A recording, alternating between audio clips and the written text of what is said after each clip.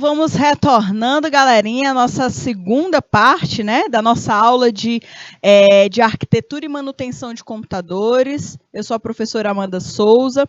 Nosso curso é o técnico de informática. Você que está chegando agora, certo? Acompanha a nossa aula. Nós já fizemos aí uma super revisão. Nós já respondemos as questões que eu deixei para vocês na última aula. E agora nós estamos retomando aí alguns conteúdos importantes, principalmente falando sobre as portas, né? As portas lógicas.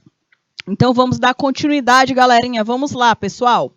Olha aí, na nossa primeira parte, né, no final da nossa primeira aula, eu estava conversando com vocês sobre a função NOR, ou também é como se fosse o conjunto, né, da função não e da função OU.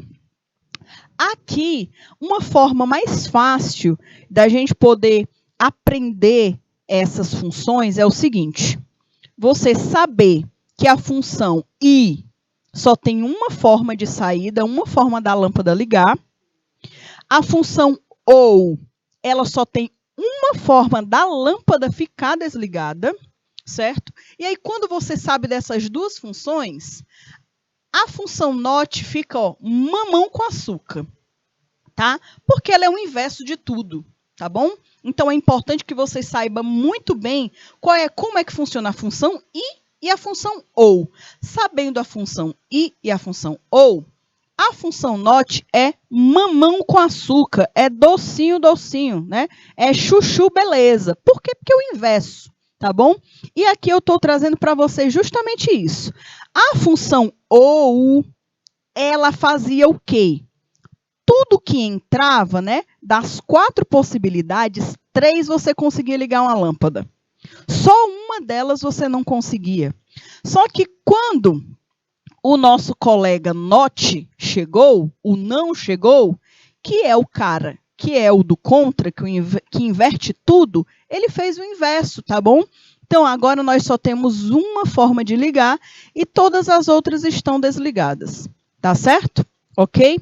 Ele é representado por essa barrinha aqui, ó.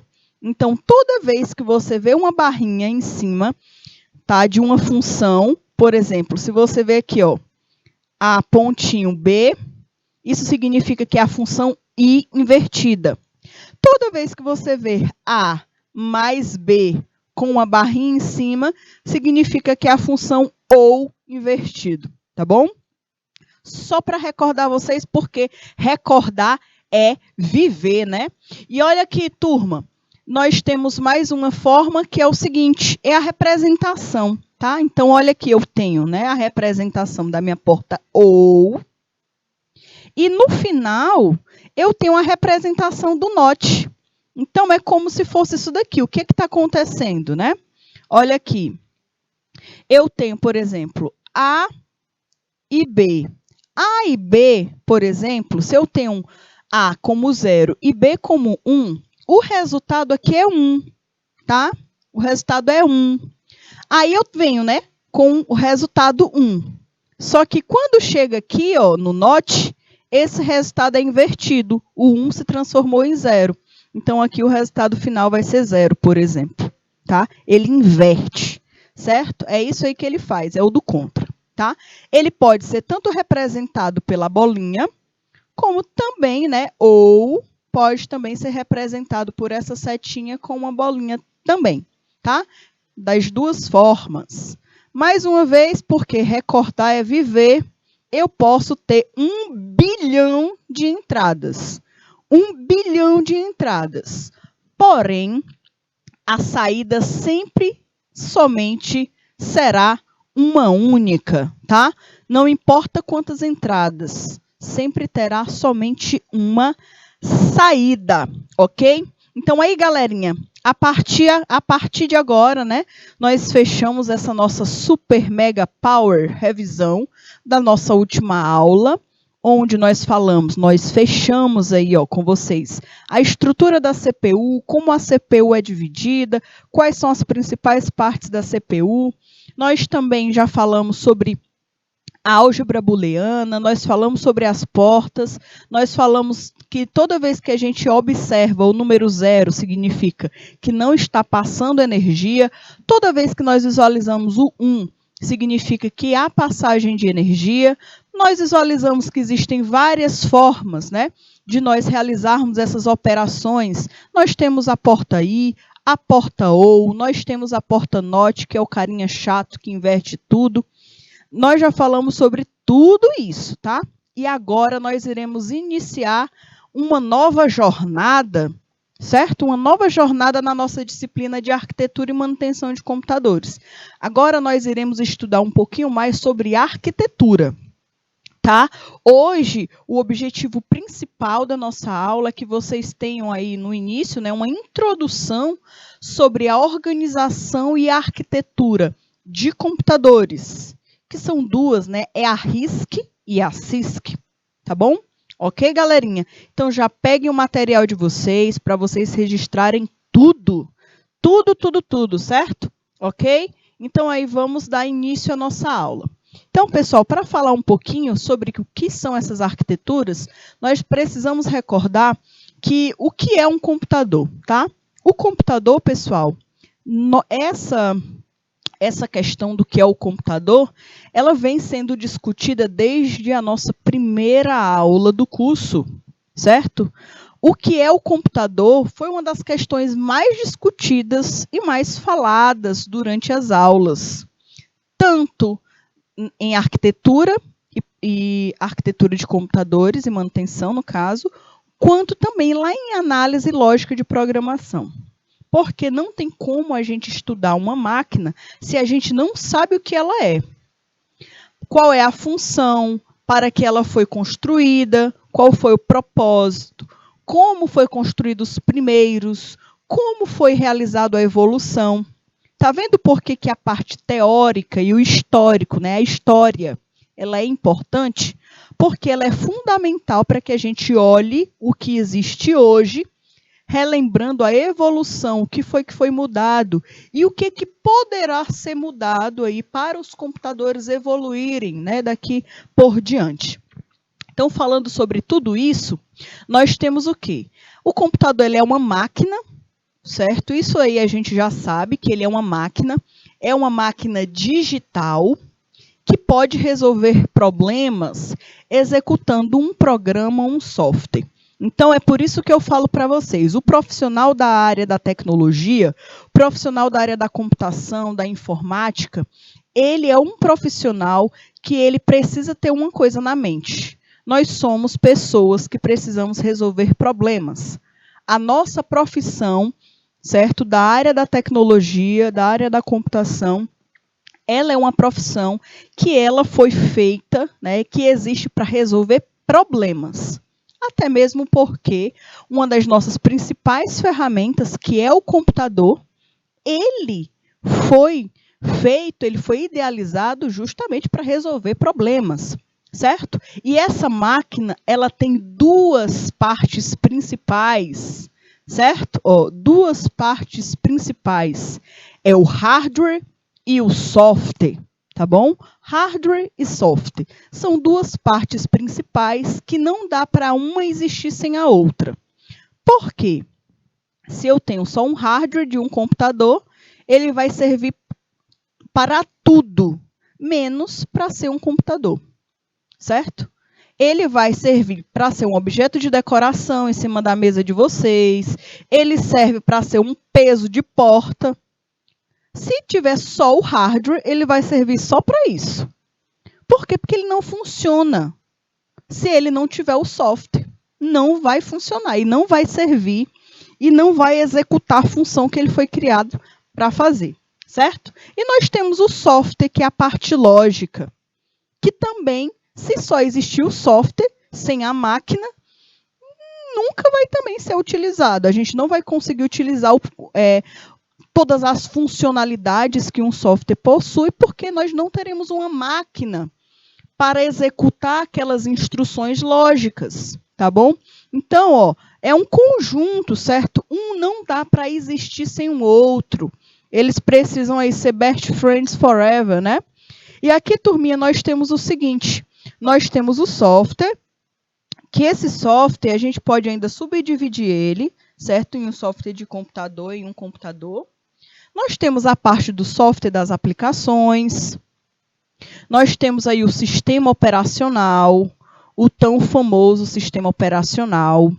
Nós temos o compilador, o montador, são algumas estruturas aí do software.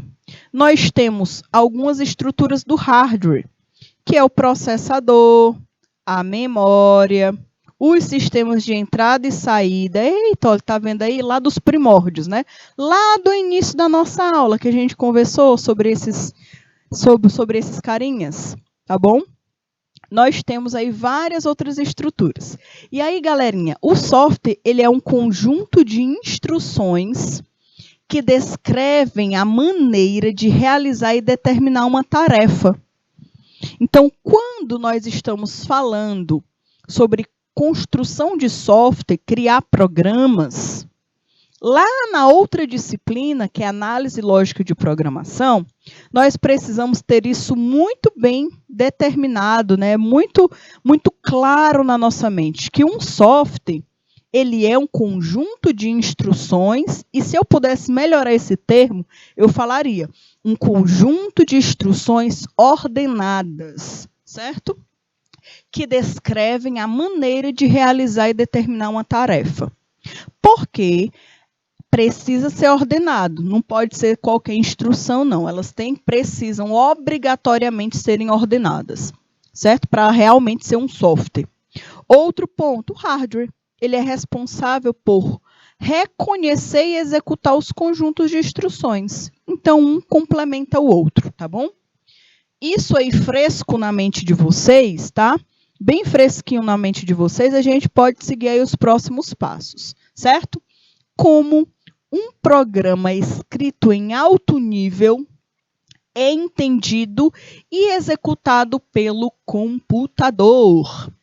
Eita, e agora? Será que vocês se lembram o que é um programa de alto nível? E aí, sabem? A gente já falou sobre isso aqui, viu? Nós já falamos, na outra disciplina também, vocês já escutaram falar sobre esse programa, né? Esses programas de alto nível. Então, como um programa escrito em alto nível é entendido e executado pelo computador? Vamos aí entender um pouquinho mais, né? O computador, como nós já acabamos de de relembrar, porque nós já tínhamos falado sobre esses conteúdos em aulas anteriores, certo? Então, só refrescar a nossa mente. O computador só entende sinais elétricos, 2 valores, ligado, que é o 1, e o desligado, que é o 0, certo? As instruções para o computador, elas são sequências de números binários, ou seja, linguagem de máquina. Tá vendo como era importante a gente relembrar as primeiras informações da nossa primeira parte da aula? Então, isso aqui para vocês não é nenhum bicho de 7 cabeças mais, certo? Isso aqui não é mais um bicho de 7 cabeças. A linguagem de máquina, que é essa linguagem que o computador entende, que são sequências de zeros e uns, ela está muito, mas pense numa coisa que está muito distante de uma linguagem natural, ou também conhecida aí como a linguagem humana. Então, a linguagem do computador ela é muito diferente da linguagem humana, certo? Então, para programar em linguagem de máquina, é impraticável. Lógico, existem aí gigantes aí do mundo computacional que conseguem, né? São pessoas que estudam e que se dedicam para entender cada vez mais como funciona a linguagem de máquina. Muitas pessoas até hoje ainda programam em assembly, né? Porém, não é uma forma de se programar tão fácil assim, porque é uma forma cada vez mais perto do que a máquina entende. Então, é por isso que hoje existem as linguagens de programação, como uma delas é a linguagem C que vocês estão aprendendo, certo? Então, programar em linguagem humana, show de bola, que é a C. C, Java, Python, Pascal e muitas outras. Agora, programar em linguagem de máquina, o negócio é muito mais embaixo, certo? Aí fica muito mais complicado. Por isso que começaram a criar as linguagens de programação que estão mais próximas à linguagem humana, para justamente facilitar, tá bom? E aí, turminha, né?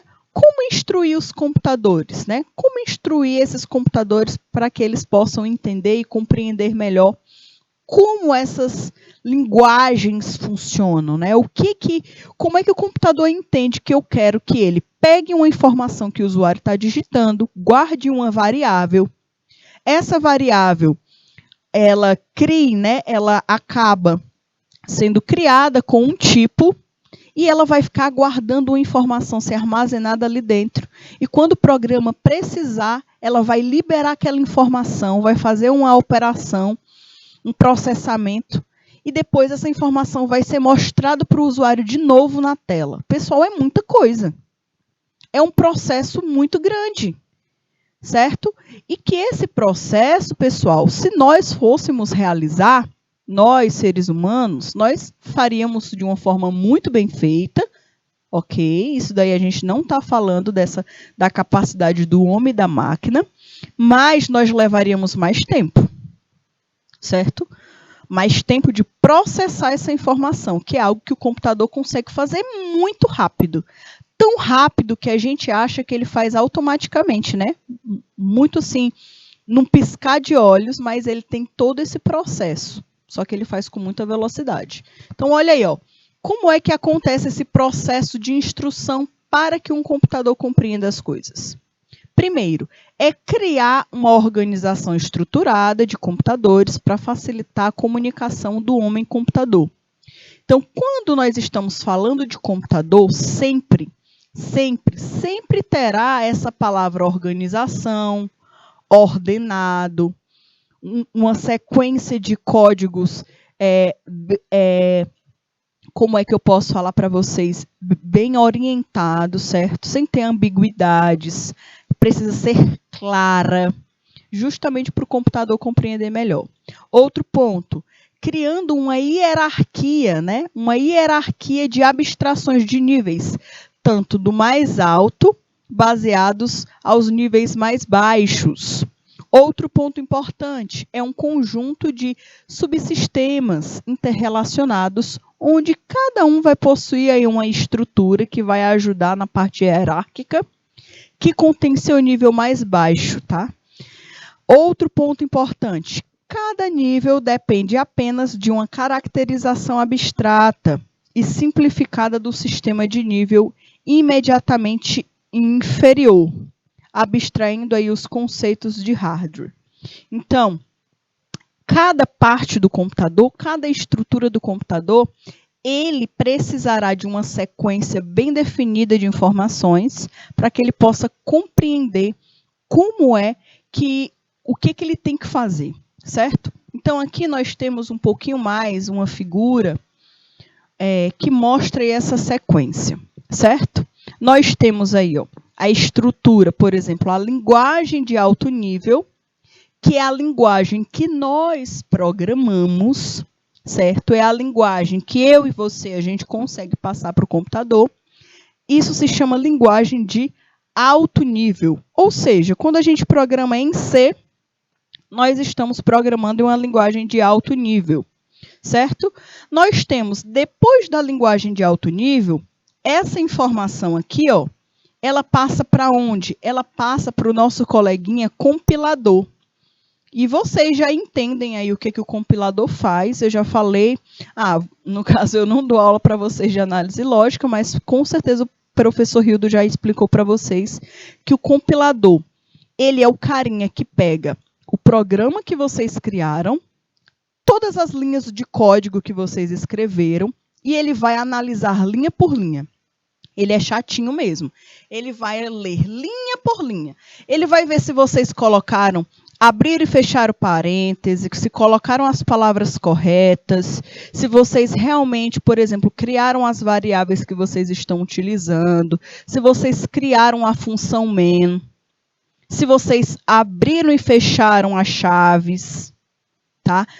Se vocês adicionaram as bibliotecas, include stdio, por exemplo.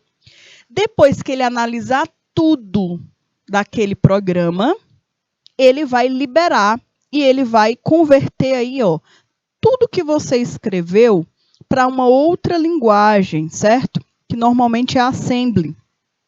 Que ele vai transformar a linguagem de alto nível em uma próxima camada, tá? De linguagem.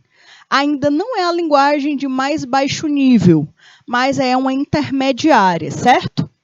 Logo após que ele fizer isso, aquela instrução ela é passada para o montador. E o montador ele é o responsável por transformar aquela linguagem, né, aquela instrução, na verdade, que veio do compilador para o código de máquina, para uma sequência de zeros e uns. Aí sim, o computador vai compreender. E aí, pessoal, tem o inverso também, certo? Tem o inverso. Nós temos da de alto nível para de baixo nível, nós temos da de baixo nível para de alto nível. Porque a gente também, quando a gente pede uma instrução para o computador, quando eu pego uma calculadora, por exemplo, e somo 3 mais 2 e coloco Enter, essa instrução de 3 mais 2, ela vai precisar ser compilada, vai precisar ser transformada em linguagem de máquina. Aí o computador faz o cálculo, o resultado sai em linguagem de máquina e ele precisa ser, no caso, traduzido, né, entre aspas, traduzido novamente para a linguagem de alto nível. Se eu coloco 3 mais 2, por exemplo, que eu tenho o resultado, né, de número 5. Então, se isso não acontece, certo? Se não existe essa possibilidade de dar de baixo para de alto, eu não vou compreender o que o computador está me dizendo, certo? Então, é por isso que é importante aí esses dois fluxos, tanto da do alto para o baixo nível de programação, quanto da do baixo nível para o alto nível de programação, certo? E aí, turma, nós temos alguns níveis de abstração. Esses níveis de abstração, eles são importantes porque as linguagens de programação, elas podem ser classificadas em 6 níveis. Existe aí o nível lógico digital 0, o nível de microarquitetura, que é o nível 1, o nível de conjunto de instruções, que é o nível 2, o nível de sistemas operacionais, né, o sistema operacional, que é o nível 3, o nível de montagem, que é o nível 4, e o nível de aplicação, que é o nível 5. Então, as linguagens de programação, dependendo de qual linguagem você esteja utilizando, ela tem uma classificação específica, né, entre todas essas 6 classificações, certo? Cada linguagem usa a sua linguagem antecessora como base, de modo que um computador que use esta técnica pode ser visto como um conjunto de camadas ou níveis. Então, aí falando sobre o nível de abstração, que é o nível 0, é o primeiro que tem aí na lista. Como é que ele funciona, né? Esse daqui é o nível mais baixo da estrutura, tá? Então, ele aqui é o nível mais baixo. Os objetos de interesse são conhecidos como portas lógicas. Então, as portas lógicas também não são mais um bicho de 7 cabeças para nós, certo? Por quê? Porque a gente já sabe quem são as portas lógicas. A gente acabou de falar sobre elas, tá certo? Cada porta lógica possui um ou mais entradas digitais. Então, sabe aquelas entradas que eu acabei de falar que podem ser até 1 bilhão de entradas? Pode ser até 1 bilhão de zeros e uns. E aí, turma, normalmente só tem uma saída? Pois é dessa daqui, esse nível aqui de abstração que utiliza as portas lógicas, que é o primeiro nível, tá? O nível mais baixo, no caso. Cada porta lógica possui uma ou mais entradas digitais que aceitam somente o 0 e o 1 e calculam funções lógicas simples, né? Sobre essas entradas. Olha aí os nossos coleguinhas, certo? Olha aí os nossos coleguinhas, tá bom? O I, o ou o NOR, certo? Então, pessoal, essas aqui são importantes. Outro nível aí para vocês ficarem ligados e atentos. Níveis de abstração do nível 1, né? O segundo nível é o nível de microarquitetura. Normalmente eles são voltados para que área do computador? Uma memória, olha aí. Memória local de 8 a 32 registradores. E uma ULA, né, a unidade lógica aritmética, que realiza operações aritméticas muito simples. O caminho dos dados é formado pela conexão de registradores com a ULA. As operações são controladas por um microprograma, tá? Por um microprograma ou diretamente pelo hardware. O microprograma, ele é um interpretador para as instruções do nível 2. Então, se eu puder resumir esse slide aqui para vocês, essa apresentação aqui, os programas do nível 1, eles são aqueles programas que você faz programações para manipular a ULA, certo? Para manipular registradores. E esses programas que estão nesse nível 1, eles são programas que eles foram criados para serem interpretadores, tá? Para os programas do nível 2, que nós veremos já já. Então, a gente percebe que cada nível existe um tipo de programação para cada parte do computador específico, né? Para um nível de abstração diferente, tá bom? Aí agora vamos para o nível 2, nível de conjunto de instruções. Então, o nível 1, o programa que é utilizado no nível 1, ele serve justamente para ser um interpretador para que o nível 2 consiga compreender o que a máquina está solicitando, tá certo? Então, olha aí, é o nível do ISA, certo? Definido pelo fabricante e depende da arquitetura da máquina. Então, aqui nós já temos algo muito específico, certo? Cada máquina, cada estrutura tem aí a sua instrução, certo? Dependendo aí do fabricante.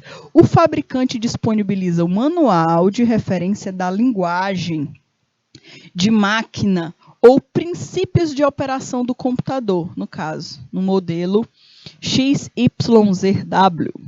Os manuais, eles descrevem justamente as instruções que serão executadas interpretativamente, né, pelo microprograma, ou como são executadas diretamente pelo hardware.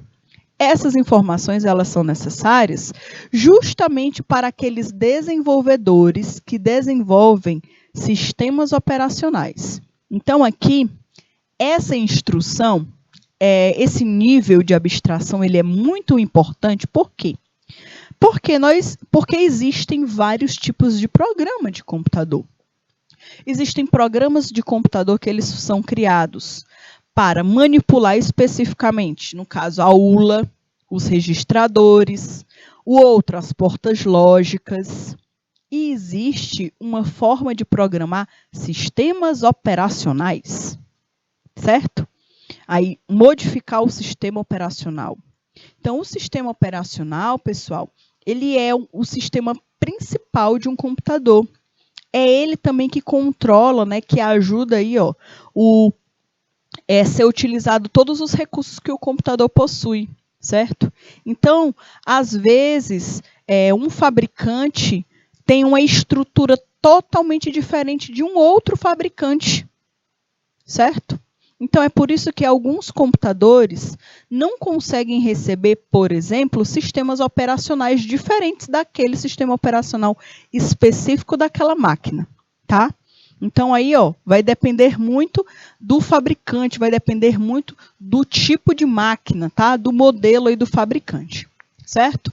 Nós temos aí também o nível 3, certo? O nível 3 é o nível de sistema operacional.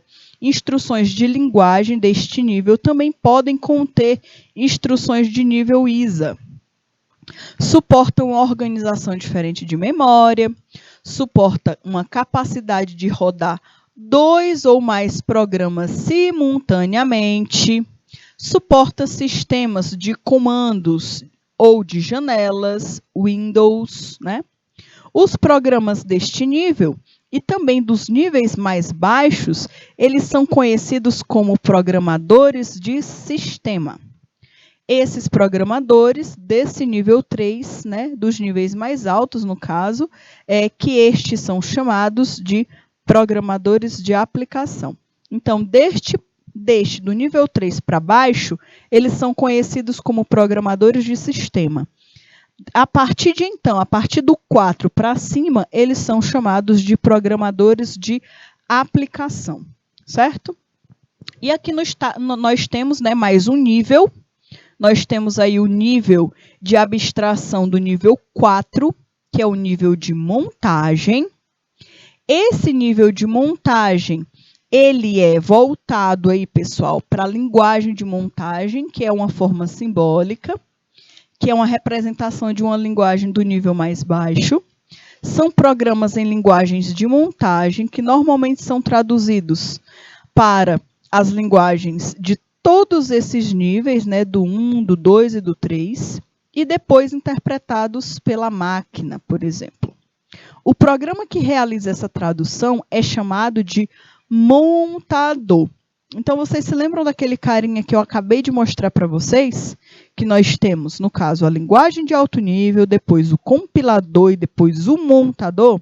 Pois é, aqui, ó, está sendo falado deste montador, né? São programas que realizam essa tradução, que são chamados aí de montador, que é o que pega a tradução da linguagem de alto nível e transforma em linguagem de máquina. Os níveis de abstração do nível 5, né? Que são chamados aí de níveis de aplicação. Esse nível, as linguagens são conhecidas como linguagens de alto nível, certo? Que normalmente são as linguagens que nós temos acesso, mais acesso, de uma forma mais fácil e compreensível. Nós temos a linguagem C, que é a linguagem que nós estamos estudando, aí que vocês estão se garantindo. Nós temos o Python, que é uma outra linguagem de programação. Nós temos o Java, JavaScript, HTML e muitas outras linguagens que nos permitem realizar instruções para que o computador execute o que nós queremos, tá bom? Outro ponto importante, os programas, eles são geralmente traduzidos para o nível 3 e 4. Por quem? Quem são aí os coleguinhas que nos ajudam? São os compiladores, tá? Então, os compiladores, eles são os responsáveis por pegarem as instruções que estão no nível 4, no nível 5, no caso, e transformarem aí, ó, para uma linguagem que o montador compreenda, certo? Alguns desses programas podem ser interpretados como os programas em Java, certo? Também podem aí ser interpretados. E aí, turma, nós temos, né, os níveis de abstração e observações importantes, certo? Os computadores, eles são projetados com uma série de níveis. Nós já acabamos de falar sobre esses níveis. Nós temos 6, né? Do nível 0 até o nível 5. Cada nível desses existe uma forma de programar algo bem específico de um computador. Então, nós acabamos de entender que quando a gente fala de porta lógica, existe uma forma de programação específica para as portas lógicas, né, que é para os registradores. Nós temos, quando nós estamos falando da ULA, nós temos, né, uma forma específica, diferente quando a gente programa em C. Quando eu estou falando de programação para sistemas operacionais, que eu preciso levar em conta a arquitetura da máquina, eu tenho um outro nível de abstração. Quando eu estou falando de compilador, eu tenho um outro tipo de abstração. Quando eu falo de montador, eu tenho um outro tipo de aplicação, ou seja, uma outra forma de se programar, certo? Então, pessoal, olha aqui, ó, cada nível ele é construído em cima de seus precursores. O programa de um nível, em geral, não deve se preocupar com a implementação de níveis anteriores. Então, ó, se existe um programa que ele é responsável pelo nível 0, ele não precisa se preocupar com o nível 5. Não, o nível 5 tem aí ó, os programas e a sequência de programação dedicado para ele. Eu só tomo de conta do meu nível. Então, cada um toma de conta do seu cada qual. Cada um no seu quadrado, certo? Cada um no seu quadrado. Então, olha aí, ó, o programa de um nível, em geral, não deve se preocupar com a implementação de níveis inferiores, do ponto de vista do programador, certo? Não tem muita importância a maneira como uma instrução é realmente implementada. Cada nível representa uma abstração distinta, uma forma distinta de entender o que aquele comando está querendo falar, com diferentes objetivos de operações. Cada um tem um objetivo específico, que o conjunto de todos esses níveis consegue realizar uma operação que o usuário, por exemplo, está necessitando. A abstração ela permite ignorar, abstrair temporariamente todos os detalhes, certo? Irrelevantes, que alguns níveis mais baixos, certo, possuem, reduzindo uma questão complexa a algo muito mais fácil de ser entendido. Então, se eu puder resumir aí esse slide anterior que eu passei para vocês, é que cada nível de abstração possui a sua preocupação, possui a sua função específica e ele não precisa se preocupar com os outros níveis, certo? Cada um faz a sua parte para que o todo consiga ser realizado, tá bom? Níveis de abstração importantes. Primeiro, atualmente é muito difícil separar o hardware do software. Às vezes é muito complicado a gente falar do hardware sem falar do software, a gente falar do software sem falar do hardware, até mesmo porque eles se complementam. Nos primeiros computadores, normalmente essa fronteira era muito bem definida, tá bom? Hoje, o hardware e software são equivalentes logicamente. Outro ponto, qualquer operação realizada por um software pode ser realizada diretamente por hardware também, certo? Qualquer instrução executada por um hardware pode ser simulada em um software. Uma implementação em software poderá em breve ter uma implementação em hardware. O sistema hoje pode ser o hardware de amanhã e vice-versa. Então, aqui está falando sobre a evolução das máquinas, certo? Que cada vez mais essas duas partes, elas não precisarão necessariamente estarem conectadas. Hoje nós temos acesso a muitos simuladores, né? Há muitos simuladores, tanto de hardware como de software, tá bom? Mas o que é mais acessível para nós é esse conjunto dos dois, tá bom? Certo? Outro ponto importante, outra pergunta aí para vocês, para que nos ajude a compreender melhor um pouquinho. Pessoal, se vocês visualizarem e observarem esse nosso bate-papo dessa nossa segunda aula, nós estamos falando de um nível de abstração muito baixo, no sentido da máquina, tá? Nós não estamos falando de linguagem C, nós não estamos falando de scanf, printf, né, que pede um dado para o usuário digitar e o usuário digita e depois eu entrego esse dado que o usuário quer novamente. A gente não está falando disso.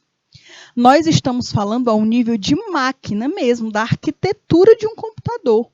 Como as coisas acontecem lá dentro, certo? Como é que essa instrução que eu mando através de uma linguagem de programação, ela é transformada em um processo, ela passa por vários níveis, certo? Até chegar no nível que é compreensível para o computador, que é o nível de zeros e uns.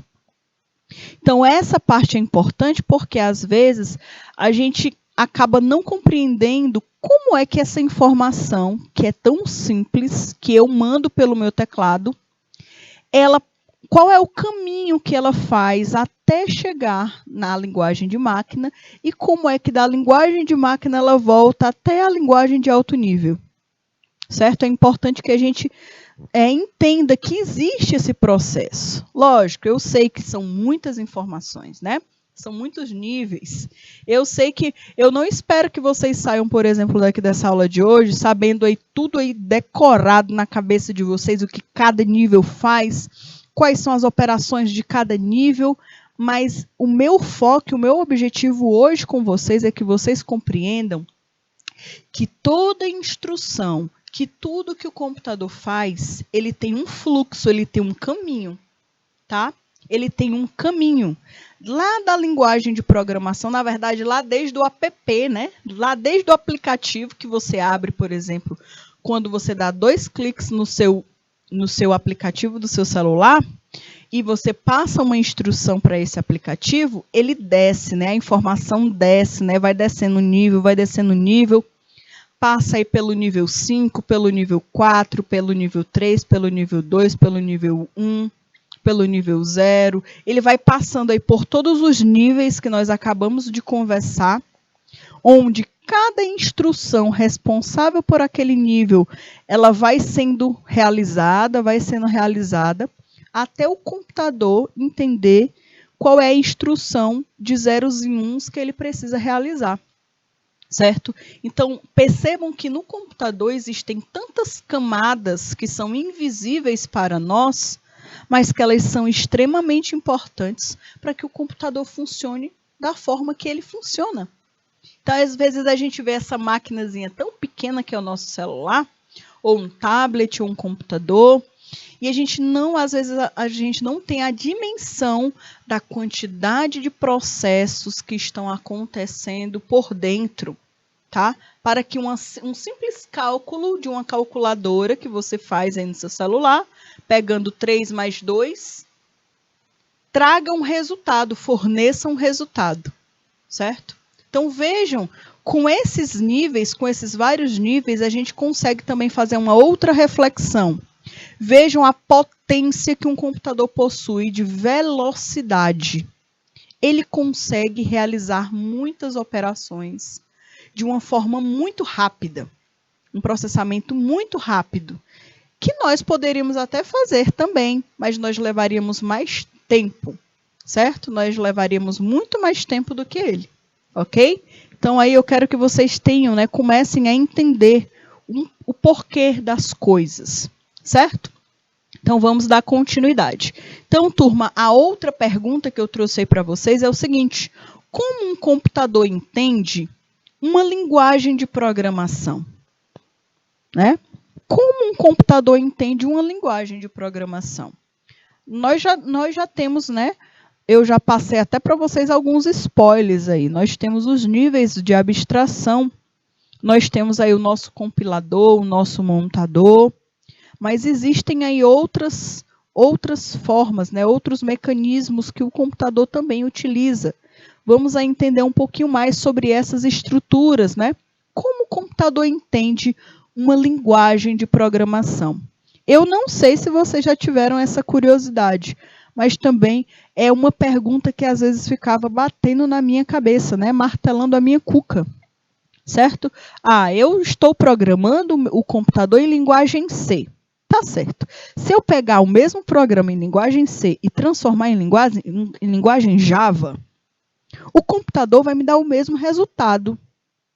Se eu pegar aquela aplicação e colocar em Python, que é uma outra linguagem, o computador vai me dar o mesmo resultado. Imaginei as 3 linguagens, C, Java e Python. Se eu fizer um programa que soma 2 números, 3 mais 2, que o resultado dá 5, nas 3 linguagens, o computador sempre me trará o mesmo resultado. Olha que legal. Então, olha aí, como o computador entende uma linguagem de programação? A linguagem de programação, ela deve ser traduzida. E nós já falamos sobre isso, né? Ela precisa ser traduzida para a linguagem de máquina, ok? Olha aí. Para isso, o computador utiliza o coleguinha compilador, ou também conhecida como tradutor ou interpretador. Então, se você escutar, né, ler essas três palavras, compilador, tradutor, interpretador, todos eles estão se referindo à mesma ação, certo? A mesma coisinha, tá bom? É o compilador. Pode ser utilizada para metodologia híbrida, que utiliza um compilador e um interpretador, certo? Então, aqui nós temos até uma figurinha, né? Essa figurinha está pequenininha aqui, mas ela mostra mais ou menos como é que funciona aí, ó, para o computador pegar uma informação.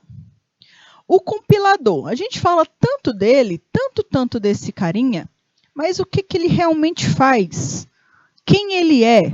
Olha aí, o compilador ele é um programa, tá? Ele é um programa, ele é um software que traduz um programa escrito em uma linguagem de programação em alto nível, tá? No caso, uma linguagem de programação de alto nível, código-fonte, em linguagem de montagem, certo? Uma linguagem assembly. Então, ele pega uma linguagem de alto nível e transforma em assembly. Cada instrução da linguagem ela é substituída por um conjunto de instruções equivalentes. Vou até circular a palavra aí, equivalente, tá? Equivalente. Então, eu vou fazer uma analogia com vocês, certo? Então, imaginem que vocês estão aprendendo uma outra língua. Imagine aí que vocês estão aprendendo, por exemplo, inglês, ok? E aí, galerinha, vocês estão aprendendo através de uma forma equivalente. Então, se vocês pegam, por exemplo, não sei, a palavra casa, para vocês entenderem a tradução, a palavra equivalente no inglês, vocês vão entender que casa é home, certo? Ok? Home. Então, pessoal, casa, o equivalente dela em inglês é home, certo? Então, a mesma coisa o compilador também faz. Ele pega aquela instrução que você escreveu, tá? Que você escreveu na linguagem de programação de alto nível e transforma ela em uma sequência de instruções equivalentes. Aqui não é uma tradução, tá? Não é uma tradução. Aqui, no caso, é uma instrução equivalente, certo? Ele pega uma instrução que é assembly, que funciona igual que aquela instrução foi solicitada, tá bom? Todo o programa de linguagem de montagem, ele é carregado em memória e executado. Então, aí a gente percebe que a memória do computador ela é importante, tá? Porque é ela que faz essa transformação, essa equivalência, tá? O programa ele pode ser traduzido uma única vez e executado várias vezes, certo? Então, ele pode aí ser transformado, ser substituído, toda aquela sequência de informações em uma única vez e aí ser executado várias e várias vezes. Isso ajuda, isso facilita muito, né? Que o programa rode mais rápido, tá bom? Quando ele já está compilado. Nós temos aí o interpretador. O interpretador é a outra parte, aqui ele está colocando o interpretador e o compilador como formas diferentes. Então, o interpretador, ele traduz, ele aqui já traduz por instrução de um programa. Então, ele traduz os comandos através, né, por meio de um programa escrito em linguagem de programação. Ele traduz aí em linguagem de máquina e imediatamente executa a instrução. Então, ele pega aquela informação que está na linguagem C, ele traduz para a linguagem de máquina e já executa logo. Cada instrução da linguagem de programação só é substituída por um conjunto de instruções equivalentes à da linguagem de máquina, certo? Aí com o interpretador. Cada instrução da linguagem de programação transforma né, transformada para a linguagem de máquina, é carregada na memória e executada. Olha aí a importância da memória para a execução de um programa. Não é criado um programa em linguagem de máquina. O programa deve ser novamente interpretado para ser executado. Então, aqui é a diferença de um interpretador para o compilador. O compilador ele já cria, certo? Ele cria aí um programa em linguagem de máquina, e aí quando você quiser executar de novo, você executa e fica mais rápido. Aqui não, toda vez que for necessário, você vai precisar fazer essa transformação, certo? O programa deve ser novamente, né? Novamente interpretado para ser executado de novo. Então, toda vez que você for utilizar o programa, ele vai ser interpretado e ele vai ser executado. Lá no compilador, não, ele já cria, né? Ele já cria um programinha compilável, que quando você quer executar, ele executa muito mais rápido, certo? Ok? E aí, turma, nós temos aí o verso, né? O multiverso dos compiladores e os interpretadores, certo? Compilador versus interpretador. Quem ganha é a batalha, né? Qual é o mais útil? Qual é o mais viável? Certo? E aí nós temos aí, ó, a equipe do Capitão América e do Homem de Ferro, né? A batalha aí. Ou então o Batman versus Superman também, né? Nós temos aí, no caso, a batalha do compilador versus interpretador. Vamos aí entender um pouquinho mais como é que funciona essa batalha, né? Do compilador, da compilação versus a interpretação. No primeiro ponto, galerinha, é que existem vários exemplos, tanto de linguagens compiladas, como de linguagens interpretadas. Com certeza vocês já devem ter escutado que a linguagem C, ela é uma linguagem compilada. Vocês aí devem estar estudando lá em análise lógica de programação, que vocês precisaram instalar um programa para que vocês conseguissem executar as tarefas, né, os exercícios de vocês da linguagem C. Vocês precisaram instalar um programa porque a linguagem C ela precisa de um compilador. Ela precisa de um compilador para entender o que vocês estão escrevendo. Então, a linguagem C ela é um exemplo de linguagem compilada, tá? Ou seja, quando você cria o seu programinha, o compilador vai analisar linha por linha, linha por linha. Se tudo tiver ok, ele executa. Ele cria um executável, um arquivo executável, certo?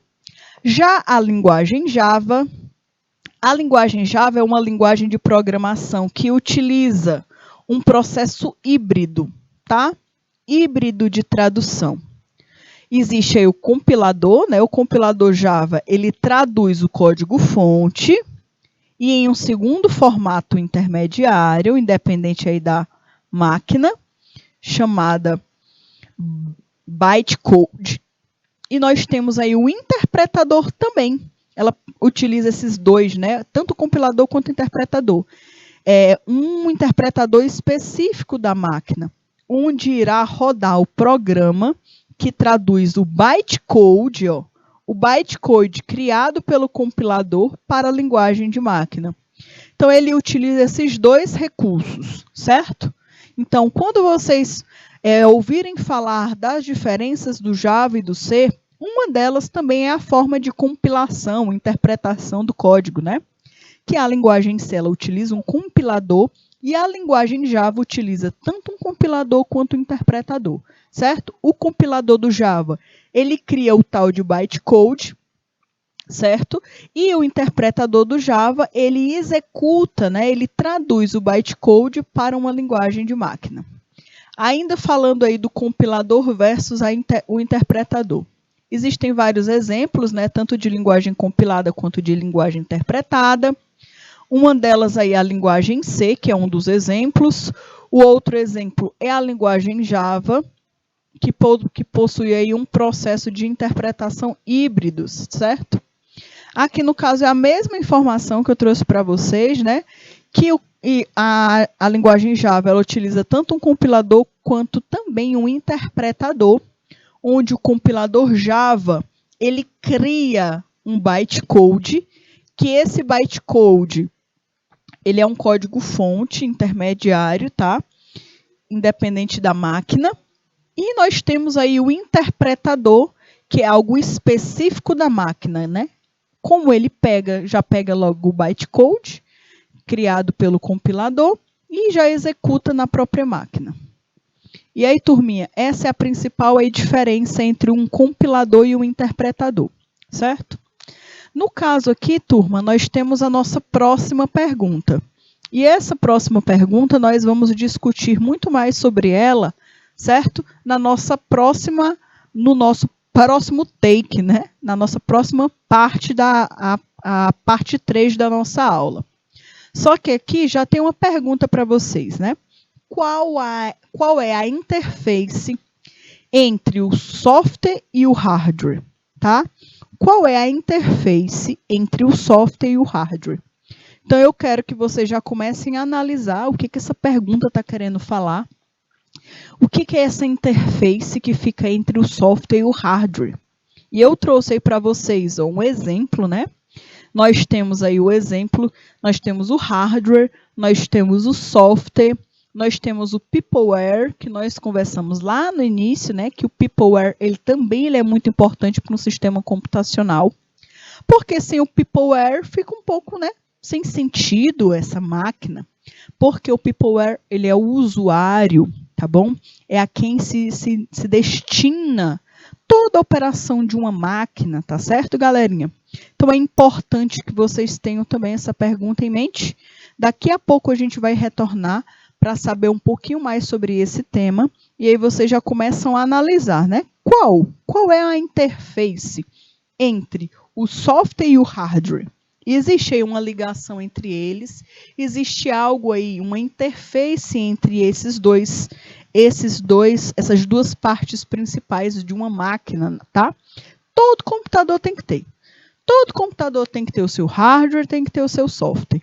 Então, independente se é um computador de mesa, se é um notebook, se é um tablet, se é um celular, certo?